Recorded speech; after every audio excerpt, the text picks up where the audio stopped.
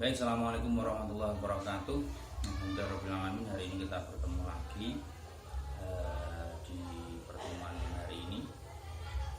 Saya akan membahas tentang tradisi Islami, yaitu tradisi tahunan, ya, yang bersifat tahunan, yaitu Haul. Jadi apa sih sebetulnya Haul itu? Ya, Haul itu sebetulnya dari bahasa Arab, ya, dari bahasa Arab. Al-haulu, ya, al-haulu kalau jamaknya ya haulaini, ya, itu bisa berarti kekuatan atau kekuasaan, daya upaya perubahan, perpindahan, ya, atau juga bisa setahun. Kalau haul itu setahun, ya, haul. Terus haulaini 2 tahun, bisa juga pemisah dan sekitar. Kalau dalam potongan surat Al-Baqarah ayat 240, ya, ini potongannya yang saya bacakan. Alhamdulillah minasyaitonir wasiatan li aswajihim mata'an ilal hauli ghairu ikhrajin, ya. Adalah berwasiat untuk istri-istrinya, yaitu diberi nafkah hingga 1 tahun lamanya, ya. Jadi yang saya tekankan dengan ilal hauli. Jadi haul itu kalau dalam Quran bisa bermakna setahun. Terus dalam hadis juga begitu, tapi ini bentuknya mufrad lah. La zakata fil mal, ya, mustakhidha, la zakatan fil mal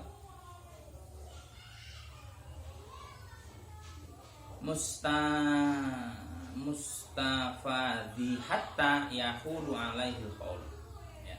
La zakata fil mal mustifadi hatta yahulu alaihil qaul, ya. Saya ulang lagi, ya. Jadi yang pengen saya tekankan haul itu, jadi tidak wajib zakat terhadap harta yang belum haul atau belum berumur 1 tahun.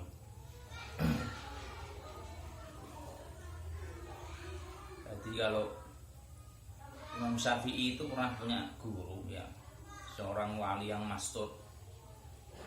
Wali master tersebut itu tukang penggembala domba, ya. Seorang yang Arab Badui, ya, orang Arab pedesaan, tapi dia rangon domba, tapi wali yang master yang ditutup oleh Allah. Dia berkata gini, kalau Imam Syafi'i itu sumpek atau mungkin dia banyak pikiran itu, ya, Imam Syafi'i tanya pada si tadi, ya, si gurunya tadi, si pengembala domba tadi, ya, namanya kalau nggak salah Saiban Ar-Ra'i, ya, Saiban Ar-Ra'i. Dia berkata begini, itu pas waktu ngajak santrinya, ya. Kenapa? Karena memang Imam Syafi'i itu, ya, seorang alim, ya, yang orang alim yang formal. Artinya formal itu ya dia qadhi gitu loh. Sedangkan si wali ini ya wali yang master yang tertutup, ya. Kemudian dia bingung tanya kepada si Saiban Ar-Ra'i tadi, kalau menurut kamu kambingmu itu wajib zakat atau enggak? Padahal kambingnya itu hanya 7 lah istilahnya. Terus si Saiban Ar-Ra'i tadi berkata, ya, madhabi atau madhabika, ya, menggunakan madhabmu atau madhab saya. Kalau madhab saya, ya, kalau madhabi ya semuanya wajib zakat, ya, baik banyak ataupun sedikit itu wajib zakat, ya. Karena apa? Karena yaitu tadi, setiap hal-hal yang kita punya itu tentu mesti ada subhatnya. Untuk menghilangkan subhat itu kan kita wajib zakat. Nah, kalau zakat ini itu juga begitu aturannya, harus haul, yaitu kepemilikan selama 1 tahun. Jadi kalau mungkin sekarang, ya, nisab itu kan kalau dikatakan di compare dengan emas itu mungkin kalau emas sekarang harganya berapa, 500.000 ya. Itu mungkin ketika kamu punya uang 1 juta, maaf, kamu punya uang 40 juta, terus kemudian kamu dalam waktu 1 tahun itu sudah wajib zakat. 40 juta kamu sudah memilikinya, dan selama setahun itu kamu wajib zakat ya. Itu haul. Jadi haul itu peringatan 1 tahun. Setiap 1 tahun itu haul. Kalau haul ini berarti 2 tahun ya.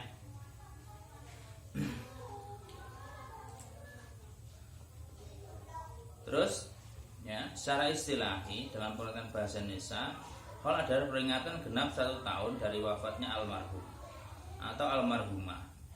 Sebab haul dengan arti peringatan genap 1 tahun sudah berlaku bagi keluarga siapa saja, tidak terbatas orang Indonesia, tapi juga komunitas masyarakat atau negara lainnya.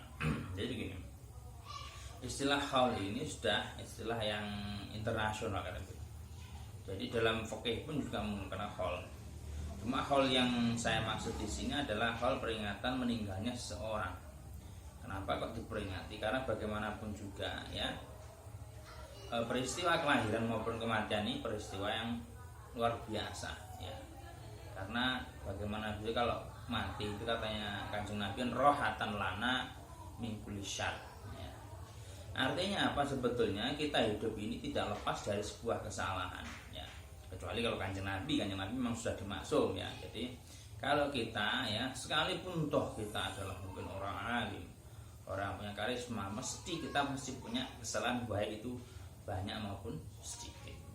Nah, biasanya kalau yang dihauli ini tentu orang-orang yang solih. Kenapa? Karena biasanya yang dihauli ini orang-orang yang mempunyai jasa yang luar biasa. Jasa baik dalam konteks agama maupun dalam bernegara. Contoh yang sering kita haulnya Gus Dur. Tentu kalau haulnya Gus Dur ini beliau punya jasa yang banyak, jasa bagi negara maupun bagi agama. Itu sudah selayaknya dihauli ya. Jadi sudah selayaknya dihauli. Kenapa? Karena memang dalam haul itu nanti juga ada beberapa rangkaian yang biasanya dilaksanakan dalam peringatan haul ya. Terus begini ya, jadi karena haul itu peringatan setahun kematian ya, itu bisa berulang. Jadi 1 tahun lagi haul, tahun berikutnya haul lagi, tahun berikutnya haul, sampai haul ke berapa, biasanya seperti itu. Karena apa? Bagaimanapun juga mereka orang-orang solih, salafus solih itu sudah sangat berjasa, jasa baik agama maupun pada negara. Makanya sudah selayaknya kita haulilah. Terus apa rangkaian atau isi di dalam acara haul tersebut ya. Okay. Haul itu akan lebih bernuansa agamis dan terasa dahsyat ketika yang meninggal itu seorang tokoh yang karismatik. Karena memang kenapa kok tokoh karismatik atau ulama besar atau pendiri sebuah pondok pesantren dan lain sebagainya. Karena kalau yang dihauli preman itu kan jarang ya, jarang saya menemukan ada preman dihauli itu kan jarang. Haul tukang nyuri ayam atau haul pemimpin bandar narkoba itu jarang. Jadi yang dihaul ini orang-orang yang solih, rata-rata adalah orang-orang yang solih yang punya jasa besar. Karena apa? Di situ itu selain kita juga mengenang jasanya, tentu kita juga mendoakan beliau. Yaitu tadi karena al-insan mal khata wa nisyan. Jadi karena manusia yang tidak lepas dari sebuah kesalahan, ya. Lupa, salah itu sudah wataknya manusia, bahkan sudah bawaan ya. Mbah kita Nabi Adam pun juga tetap memiliki sebuah kesalahan. Ya, dia beliau bertobat itu ya. Kalau Nabi Muhammad enggak ya, Nabi Muhammad itu kan sudah dimaksum. Kalau kita apalagi umatnya yang sudah jauh, artinya jauh dari masa Kanjeng Nabi, jauh dari masa sahabat, itu tentu kita juga memiliki banyak sekali kesalahan. Misalnya dengan baik dalam pembelajaran agama maupun yang lainnya. Nah, Terus kemudian begini, ada pun rangkaian ya pelaksanaan haul itu biasanya acaranya bersifat variatif ya, terserah si penyelenggara atau ahli keluarga yang ingin menghaulinya. Kalau biasanya itu ada pengajian atau tabligh akbar lah, kemudian juga ada tahlil, ada istighosah, ada mujahadah, ada musyawarah, ada halaqah. Terus kemudian membaca manaqibnya, ceritanya, riwayatnya orang solih, orang yang dihauli ya. Tentu yang dibacakan cerita-cerita baiknya ya. Karena kita tidak boleh ya, membacakan cerita-cerita yang tidak baik, apalagi orang yang sudah meninggal ya. Jadi orang yang sudah meninggal itu untuk dirasani lah, jangan digosipi, jangan dihibah. Kalau kamu menceritakan kejelekan itu namanya mana gitu, namanya hibah ya. Jadi sudah sepantasnya kita memang sebagai manusia itu yang salah, tapi kalau ketika haul ya kita ceritakan hal-hal yang baik-baik terkait orang yang sudah meninggal tadi ya, sudah meninggal tersebut ya. Terus kemudian ya, cerita-cerita itu juga harus bisa jadi suri tauladan ya. Jadi yang diceritakan ya cerita yang baik yang bisa jadi suri tauladan. Kemudian bersedekah ya. Dan biasanya puncaknya itu diisi dengan mau'izatul hasanah dari tokoh masyarakat, dari orang-orang alim seperti itu. Itu adalah umumnya pelaksanaan haul ya. Kenapa kok seperti itu? Ya karena kita disebutnya inti dari haul itu kan satu, kita kan mengenang jasa-jasa orang yang dihauli. Kemudian yang kedua bagi diri kita tentu juga kita itu juga belajar bahwasanya mau tidak mau ya kita mesti akan mati. Jadi mengingat mati itu bagus, baik ya. Jadi bahkan ada para wali itu yang kamarnya itu sudah digali liang lahat. Artinya apa? Mengingatkan bahwa dirinya setiap saat itu bisa saja Allah memanggilnya dan dia tidak berkuasa. La yastakdimun, tidak bisa didahulukan, wa la yastakhirun, dan juga tidak bisa diakhirkan. Niswaya mati ya mati kan. Dan hal ini mengingatkan kepada kita bahwa kita sewaktu-waktu bisa meninggal. Artinya apa? Ketika kita bisa sewaktu-waktu meninggal, maka dari itu kita harus memanfaatkan waktu kita sebaik-baik mungkin. Jangan sampai ya waktu yang tersisa ini ya, yang kita tidak tahu kapan kita akan meninggal ini, kita isi dengan hal-hal yang buruk. Orang gelem ngerjakan tugas, tidak mau presentasi, tugasnya tidak kerja, karena itu sebuah contohnya yang tidak baik ya. Mungkin pas waktu tidak mengerjakan tugas terus kemudian mati, kan bisa seperti itu. Artinya apa? Bahwasanya itu juga hal ini sangat bermanfaat bagi kita ya. Bahwasanya mumpung masih diberi nafas, mumpung masih diberikan kelonggaran, mumpung masih diberikan waktu, itu manfaatkan. Jangan sampai, apalagi kalian masa muda ya, masa muda yang digunakan dengan hal-hal negatif ya. Pas waktu negatif atau hal yang bersifat maksiat harus kalian mati kan ya, wallahu alam. Yang jelas kan tanda-tanda suul khotimah. Maka dari itu ketika kita itu hal kita pasti ingat mati ya Allah, kita akan mati ya. Mumpung masih hidup, masih banyak nafas ini, maka kita harus memanfaatkan dengan sebaik-baiknya, sehingga ketika kita mengingat mati, ketika kita datang ke hall, pasti kita akan lebih tercegah diri kita untuk buat hal-hal yang bersifat maksiat atau bersifat negatif ya. Terus kemudian bersedekah ya, dan tentu biasanya setelah mau itu hasanah tentu ada biasanya makan-makan atau apa, itu juga tidak apa-apa bersedekah. Wa anfiqu fis-sarra wad dharra. Jadi kalian boleh ya, kalau mau berinfak bersedekah itu fis-sarra wad dharra, baik dalam keadaan sulit maupun lapang. Artinya dalam keadaan posisi kalian mungkin ketika kematian itu kan posisi kalian itu posisi sulit ya, posisi yang sedih, posisi yang tidak lapang ya, kalian masih boleh ya untuk berinfak, bersedekah, itu boleh, memberi makan orang itu boleh ya. Terus kemudian selanjutnya ya kita bahas sedikit hukumnya ya. Hal ini merupakan sebuah tradisi ya, tradisi Islam yang baik. Kenapa dikatakan tradisi Islam yang baik? Karena ini merupakan kumpulan dari suatu amal-amal sholih ya, amalan-amalan solih. Contoh di dalam hal itu ada, biasanya ada diawali dengan tawasul, kirim Fatihah. Kirim Fatihah kepada siapa? Kepada tentunya yang utama adalah orang yang diholi ya. Biasanya mulai dari Kanjeng Nabi tentunya ya, Kanjeng Nabi sampai ke bawah para nabi. Itu dalam rangka apa sih sebetulnya? Itu dalam rangka nyambung sanad. Nanti saya akan jelaskan di bab tawasul ya. Kemudian setelah itu kita akan baca tahlil biasanya, atau yasin, atau istighosah dulu terserah ya. Tapi umumnya itu biasanya tahlil itu penutup ya.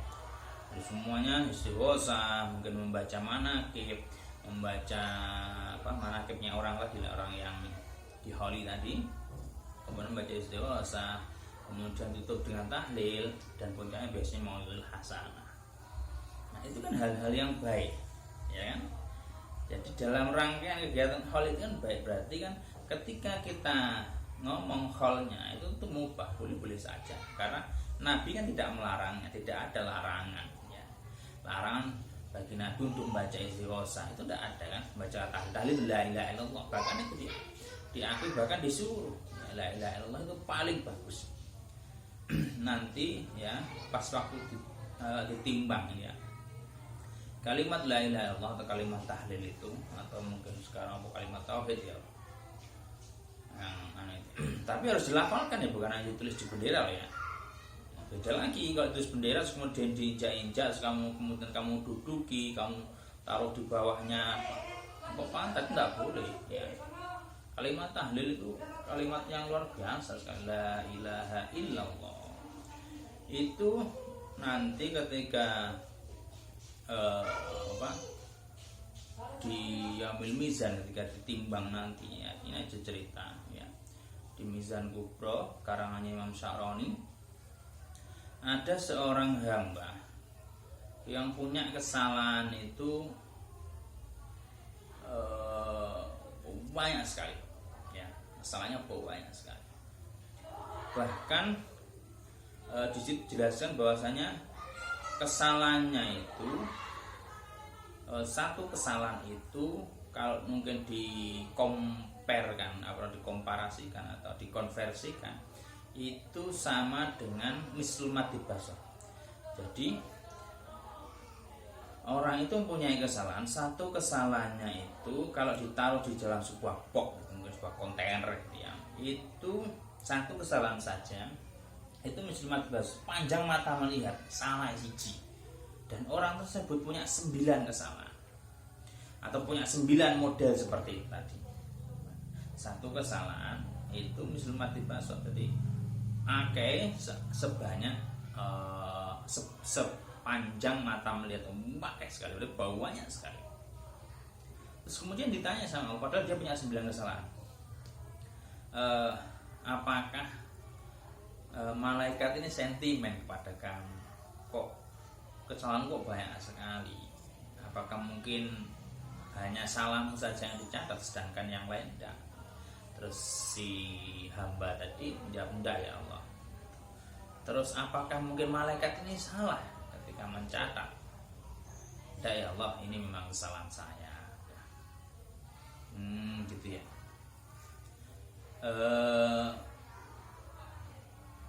Walaupun kamu punya banyak sekali kesalahan ya, banyak sekali kesalahan tadi, karena satu kesalahan saja itu sudah sepanjang mata melihat ya. Apalagi dia tadi punya 9. Kalau kamu ya punya 9 kesalahan model seperti ini ya, tetapi kamu masih punya satu kebaikan ya, si hamba tadi, karena memang dulu nanti yang jujur, orang tidak bisa bohong ya. Ketika ditanya kepada Allah nanti di pas waktu hisab ya, ditimbang amal kamu, itu kan tidak bisa, mesti jujur kamu. Ya, bahkan semua tangan bisa ngomong semuanya, tangan kaki apapun bisa ngomong. Nah, terus kemudian ya terus gunanya apa ya Allah kalau satu kebaikan saya dibanding kesalahan saya yang begitu banyak. Terus kemudian Gusti Allah menjawab, tidak apa-apa, tenang saja. Satu kebaikanmu itu adalah yaitu tadi la ilaha illallah muflisan biha qalbiya. Artinya dia ternyata pernah melafalkan itu la ilaha illallah dengan penuh keikhlasan. Di situ tok. Ya, la ilaha illallah. Tapi tadi bahwasanya la ilaha illallah itu harus diamalkan. Ya. Apalagi kalau kita ngomong orang-orang itu tentu hampir tiap hari ya, tiap hari mereka mengamalkan itu karena setiap zikir ba'da sholat itu mesti melafalkan la ilaha illallah. Nah, sedangkan si orang tadi, si fulan tadi yang dihisab tadi itu hanya punya satu la ilaha illallah, tapi yaitu mukhlishan bihal, benar-benar diresapi dalam hatinya. Nah, akhirnya orang tersebut apa gunanya Gusti kalau cuma satu itu juga ada kesalahan yang begitu banyak. Oh ya tidak apa-apa, sekarang kita timbang. Setelah ditimbang itu malaikat mengangkat kalimat la ilaha illallah di kafail mizan, ya, timbangan kesalahan dan timbangan kebaikan ya. Jadi timbangan kesalahan tadi yang sebegitu banyak misal mati basar itu ditimbang dengan satu kalimat la ilaha illallah itu tidak bisa, tidak ada bandingannya. Karena apa? Ketika itu ditaruh di timbangan maka kalimat itu jeglek, bahkan timbangannya rusak, timbangannya acur gitu ya.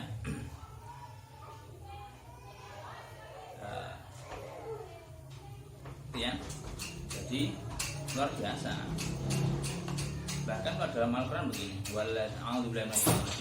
walladzina ja'u min ba'dihim yaquluna rabbana ighfir lana wa li ikhwanina alladzina sabaquna bil iman. Ya. Jadi tidak saya teruskan ya al-ayah ya. Dan orang-orang yang datang sudah mereka yaitu muhajirin dan ansor. Mereka berdoa, ya Allah, ya Tuhan kami, beri ampunan ya kami dan saudara-saudara kami yang telah beriman yang mendahului kami. Ya Rabbana ighfir lana wa li ikhwanina alladzina sabaquna bil iman. Jadi ketika kita mendoakan, di dalamnya kita mendoakan, itu tentu itu merupakan suatu hal yang dianjurkan, diajarkan oleh Nabi dan dianjurkan. Terus kemudian kita membaca manaqib orang-orang soleh, sejarah orang soleh untuk mengambil pelajaran wal hikmah itu tentu juga diajarkan kepada Nabi. Karena bagaimanapun juga Quran sendiri kan membahas contoh seperti Luqman Hakim. Quran juga mengajarkan seperti itu, berarti membahas kebaikan-kebaikan orang solih dan begitu untuk diambil suri tauladan. Jadi secara umum ya hal ini mubah, tapi isi dari hal itu tentu merupakan sebuah kesunahan ya, yang diajarkan oleh Kanjeng Nabi Muhammad SAW. Selanjutnya yaitu tujuan dan manfaat. Jadi tujuan hal ini selain mengenang jasa para salafus sholih ya, orang-orang yang di hal itu ya. Kalau kita meneliti lebih lanjut ya, kegiatan atau isi dari hal itu merupakan sunnah yang diajarkan oleh Rasulullah SAW. Karena apa? Biasanya pertama kita mendoakan orang yang meninggal dan jangan meminta ampun kepada Allah dan agar dijauhkan dari siksa kubur, siksa neraka serta dimasukkan ke surga. Karena itulah ritual khaul umumnya dilakukan dengan pembacaan Yasin dan tahlil. Kedua, bersedekah ya dari ahli keluarga atau orang-orang yang membuat acara yaitu sholatul hajah.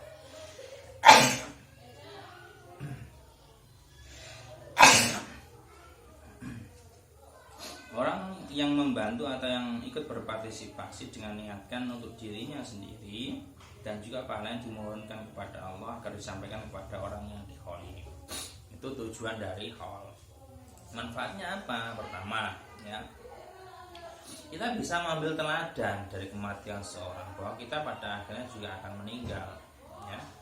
Sehingga itu akan menimbulkan dampak pada diri kita untuk selalu meningkatkan ketakwaan dan amal soleh. Jangan malah memperbanyak kemaksiatan, ya. Kalau kita ingat mati, insya Allah tidak berani. Coba kalau menyuri atau mungkin korupsi, ya. Terus kemudian ingat mati, pasti nggak jadi korupsi, ya. Kamu mau nyuri, ya, mau males, ya, kemudian tiba-tiba kamu ingat mati, kamu pasti tidak akan jadi males.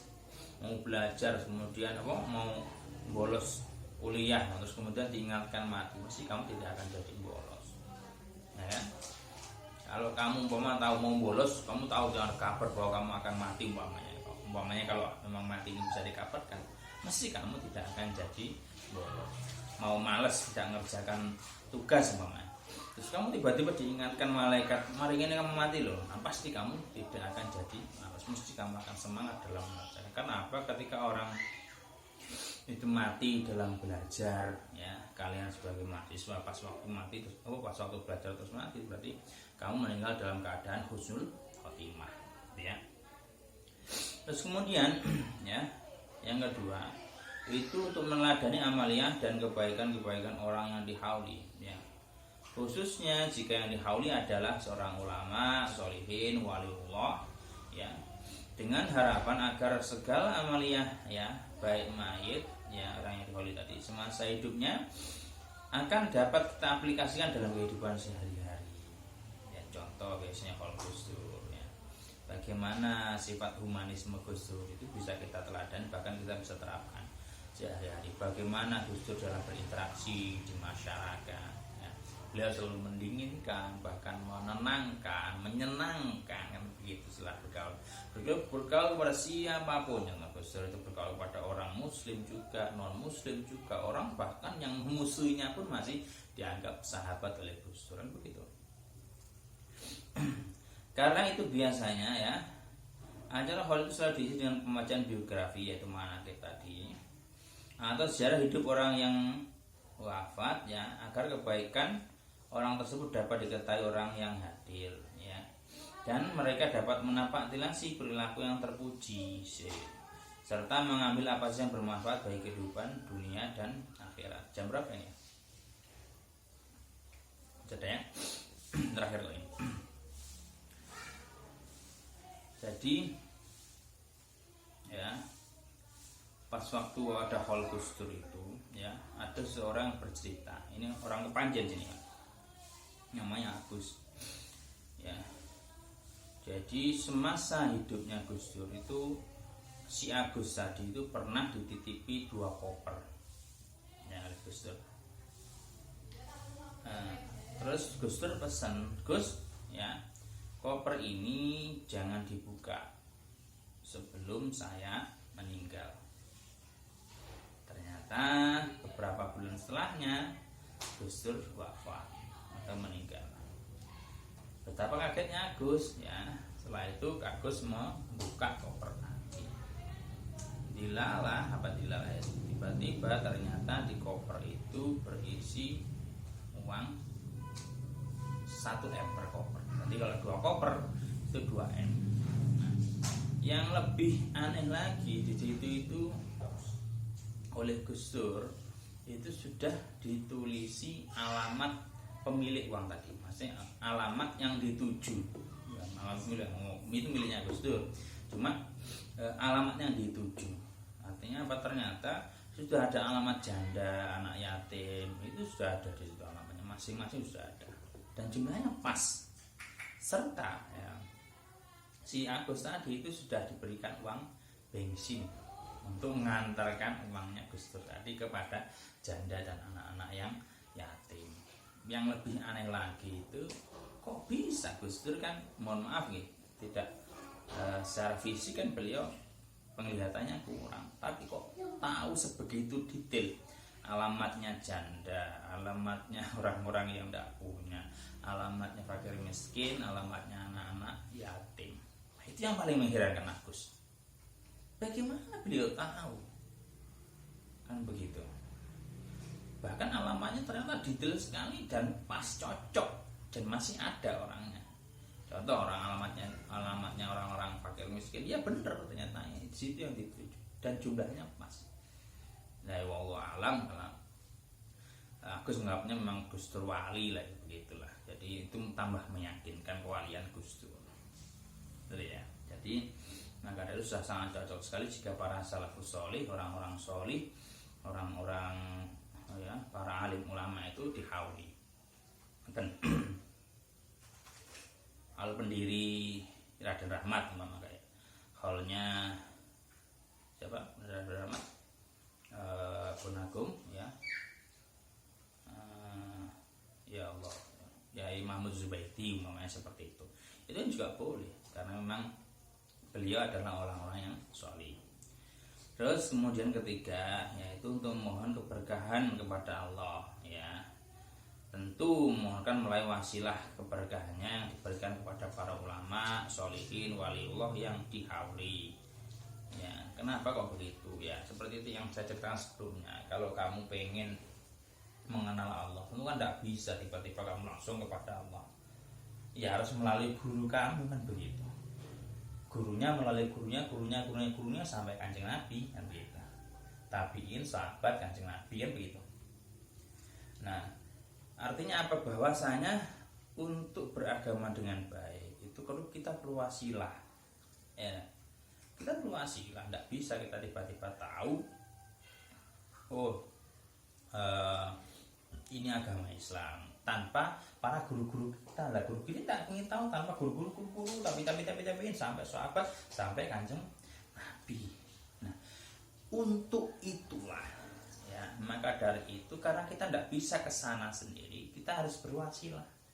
Berwasilah kepada siapa? Kepada tentu orang-orang yang dikasihi seperti waliullah. Kita bertawasul kepada para wali. Ya.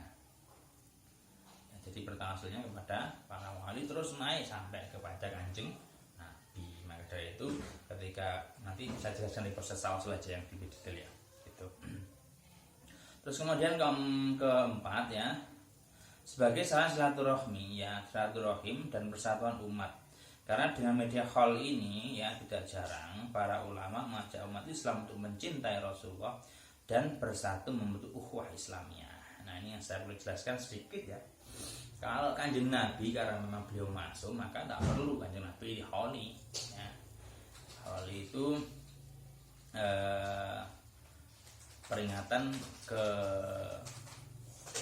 jangan kewafatan ya, peringatan wafatnya Rasulullah kan tidak ada ya. Yang ada adalah peringatan kelahiran Rasulullah, karena yaitu Maulid. Kenapa kok Maulid? Karena yaitu tadi bentuk syukur kita kepada Allah karena diberikan anugerah yang luar biasa, yaitu dengan adanya Kanjeng Nabi Muhammad SAW. Kenapa? Karena memang dunia seisinya ini ya karena Kanjeng Nabi, maka Allah menciptakan dunia seisinya. Maka kita perlu bersyukur sekali ya, dengan adanya Kanjeng Nabi kita menjadi tahu torik ya, menjadi tahu jalan untuk menuju kepada Allah. Dan begitu. Baik, saya pikir itu ya cukup sekian ya. Semoga apa yang kita pelajari hari ini bermanfaat. Nah, Shiratal Mustaqim. Wallahumma fiqh. Assalamualaikum warahmatullahi wabarakatuh.